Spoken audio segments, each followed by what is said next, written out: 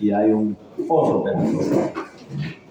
En todos estos periodos hemos visto que hay factores que hay que considerar, desde la relación cirujano-paciente hasta la evaluación de los diferentes riesgos que hay que considerar para que la cirugía sea efectiva.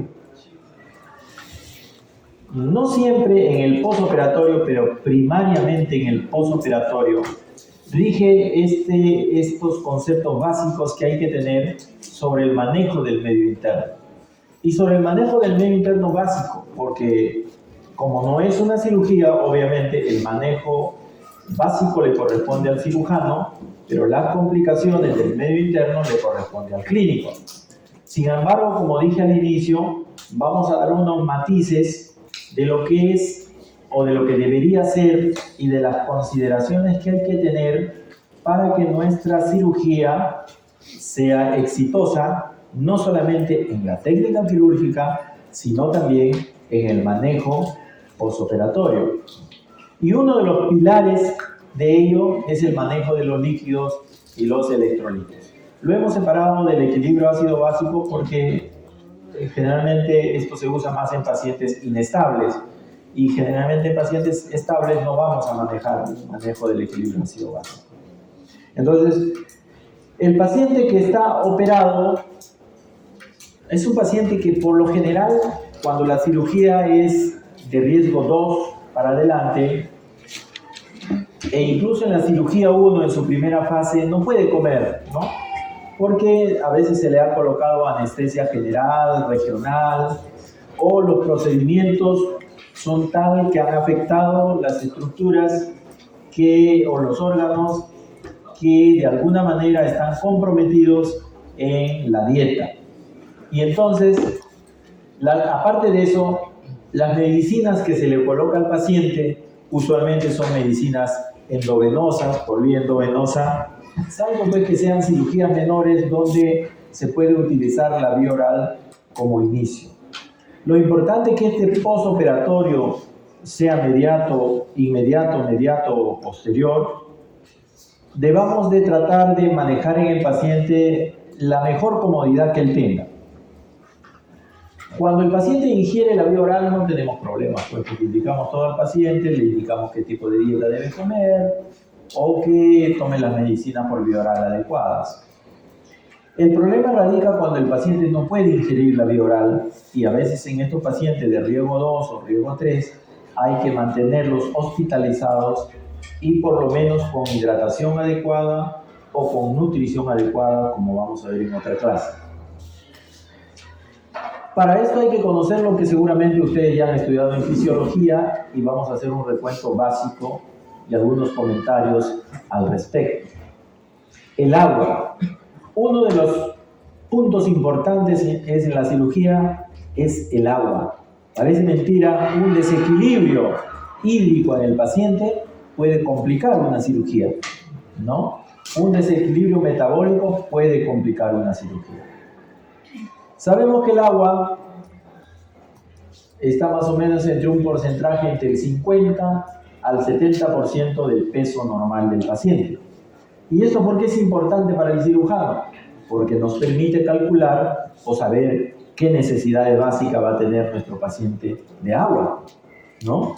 Entonces, si yo tengo el peso del paciente, puedo más o menos determinar cuál es la necesidad hídrica del paciente en estadio basal. Digo en estadio basal porque el paciente posoperado tiene otra connotación y otros factores. Esto tiene que ver con el peso magro, porque los pacientes que tienen elevada concentración de grasa, por supuesto, van a tener menos agua. El agua mayormente está en los tejidos musculares y está en menor proporción en la grasa o en el hueso. Es por eso que el varón tiene mayor proporción de agua que la mujer, básicamente en términos generales, porque la mujer tiene más tejido graso que el varón. Entonces, mientras que para el varón se calcula en promedio, para fines de la clase vamos a manejar el 60%, en la mujer vamos a manejar un 50%. ¿sí?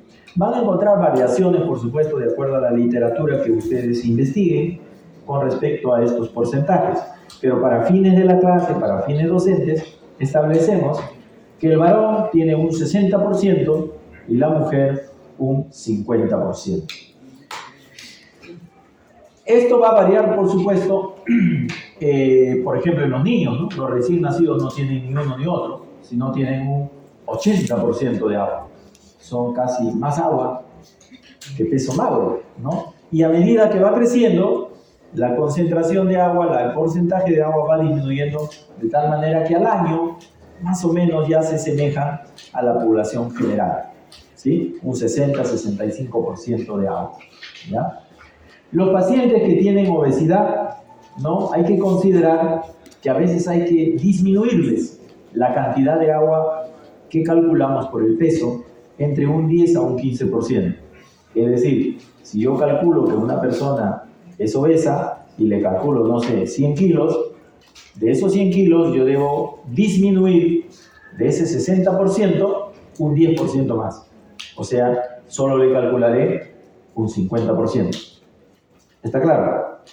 ¿Sí? Porque es obeso, tiene menor cantidad, no va a tener el 60%. Si es una mujer no va a tener el 50%, probablemente tenga un 40% más, nada más de agua. ¿Ya?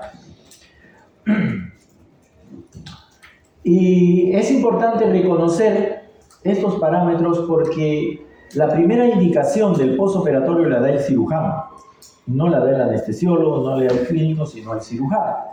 Y entonces ustedes tienen que saber calcular cuánto de agua le van a dar a su paciente que ha sido operado o que está viniendo de un postoperatorio inmediato.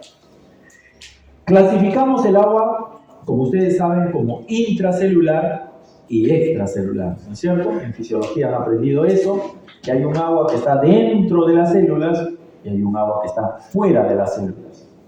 Esa agua fuera de las células puede estar dentro del espacio llamado intersticial o intercelular y un agua que está dentro del espacio intravascular al cual le hemos querido poner acá plasma, porque básicamente la sangre también tiene componentes sólidos y entonces nos estamos refiriendo solamente al agua, por eso es que le ponemos plasma, líquido, ¿sí? Y así pues, si tenemos un varón de 70 kilos, por ejemplo, calcularemos que tiene un 60% total de agua, o sea, 42 litros de agua en su organismo. Y una mujer de 60 kilos, pues tendrá unos 30 litros de agua, considerando que es el 50% de 60 kilos. El otro es 60% de 70 kilos. Esto tienen que considerarlo para fines de los cálculos. De esto se dice que 2/3 de cualquiera de ellos, 2/3, ¿no es cierto?, corresponden al intracelular y 1/3 corresponden al espacio extracelular. Igual va a ser en el caso de la mujer. Dentro del espacio extracelular, ¿no?, 3/4 corresponden al intersticial y 1/4 corresponde al plasma o intravascular. Hemos dicho que en obesos debemos disminuir entre 10 a 20% el agua corporal total y también 10% en desnutridos, porque el desnutrido también tiene menos agua, ¿ya? Entonces, cuando calculemos la cantidad de agua, tenemos que tener estas consideraciones generales. Esta agua que tenemos en el intracelular y en el extracelular está compuesta por diferentes elementos. Hay muchísimos elementos, nosotros solo vamos a tocar los más importantes relacionados con cirugía, que son el sodio, el potasio y a veces el calcio. El resto tiene un estudio general que lo van a estudiar cuando hagan ciencias clínicas, donde van a manejar pues, diferentes otras patologías que dependen de otros electrolitos. Pero básicamente el ion dentro del extracelular, ¿no?, del extracelular, el sodio viene a ser como el catión preponderante, ¿verdad? El sodio. Y en el intracelular, el catión preponderante será el potasio. Esto es importante para cirugía, ¿por qué? Porque uno de los elementos que tenemos, por ejemplo, con cierta frecuencia en estos pacientes es la depresión a veces de potasio. Pacientes que tienen hipocalemia nos pueden hacer ilioparalítico, ¿no? El intestino se paraliza, disminuye su peristaltismo y puede uno atribuirle a una causa quirúrgica cuando realmente la causa es del medio interno. Por supuesto que estas aguas que hemos nosotros mencionado no son estáticas, ¿no? Estos espacios no son cerrados, estos espacios se movilizan entre ellos y esa movilización depende de varios factores. Se ha tratado de medir y se ha visto que este movimiento de agua y de electrolitos en estos medios dependen de algunos factores. Por ejemplo, cuántas partículas hay en esa agua, en ese compartimiento, a lo cual lo llamamos milimol, ¿no? O cuántas cargas eléctricas tenemos en ese espacio, ¿no? Lo cual medimos por miliequivalentes. O cuántos iones, ¿no?, tenemos en ese espacio, en ese volumen, y lo llamamos miliosmoles. Estos elementos que tenemos dentro de nuestro organismo son elementos químicos, bioquímicos, que tienen, por supuesto, propiedades y funciones que van a hacer que se pueda movilizar el agua a través de estos compartimentos, dependiendo si es que hay o no una determinada concentración normal o anormal. Para eso es importante que nosotros consideremos la osmolaridad, es decir, la cantidad de miliosmoles que tenemos por volumen. Y básicamente está dado, como es un espacio extracelular, el plasma, por el sodio. Es por eso que para calcular la osmolaridad, que es el primer elemento que hay que tener, se han diseñado fórmulas y una de las más conocidas es esta, ¿no es cierto? Es decir, el sodio es el elemento que mayormente le da osmolaridad, ¿no? Pero también la glucosa y el nitrógeno ureico sanguíneo.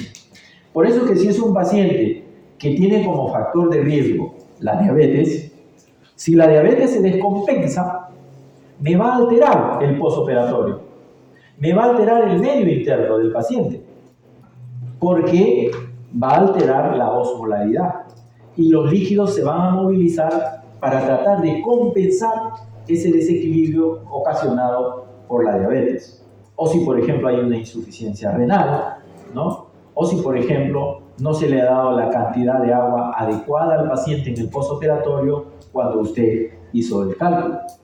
Entonces, como promedio, una persona, como promedio normal, vamos a decir, es más o menos 2 litros de agua que tiene una persona. Ya vamos a después ver cómo calculamos esa cantidad de agua, ¿no?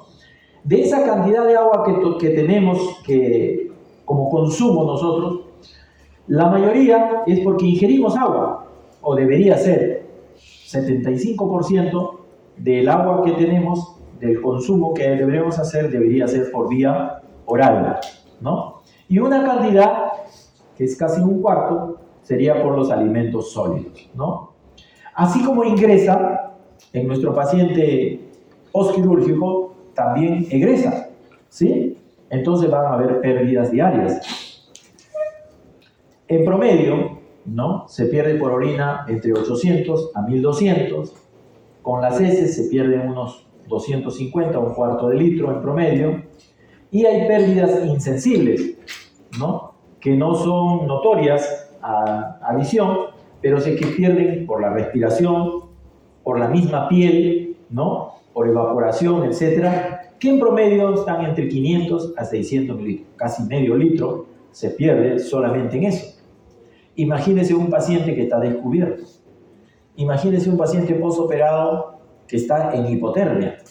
Entonces va a tener mayores pérdidas insensibles. Un paciente con el abdomen abierto va a tener mayores pérdidas insensibles.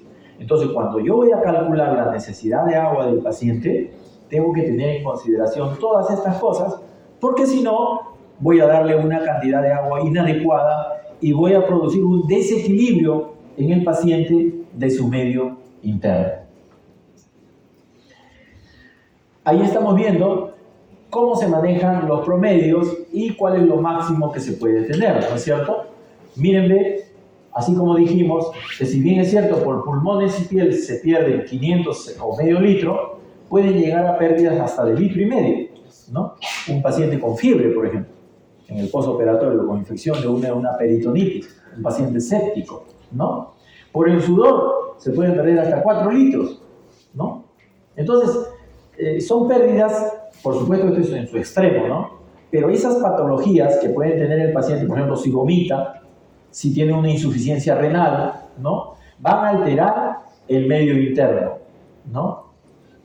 Entonces, es importante que conozcamos las bases del medio interno básico del paciente, como el agua y los electrolitos principales, porque nos van a permitir manejar estas patologías en el paciente.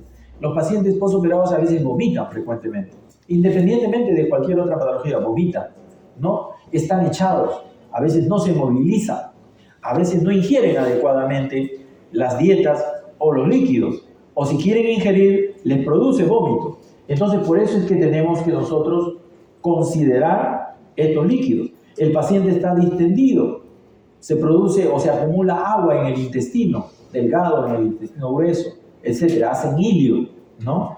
Y se pueden complicar. ¿Cómo hacemos nosotros o cómo calculamos la necesidad de agua para nuestro paciente postoperado? Entonces, hay varias reglas que van a encontrar, muchísimas. Vamos a traer las textos más básicos, ustedes pueden revisarlo en los textos de cirugía de Schwartz o Savitz, ¿no? Donde está con más detalle todo esto. Pero básicamente, si un paciente adulto tiene más de 40 kilos, hay una regla simple, general, si usted no quiere complicarse la vida, ¿no? Pero siempre y cuando tenga más de 40 kilos, ¿no? Usted le suma, ¿no?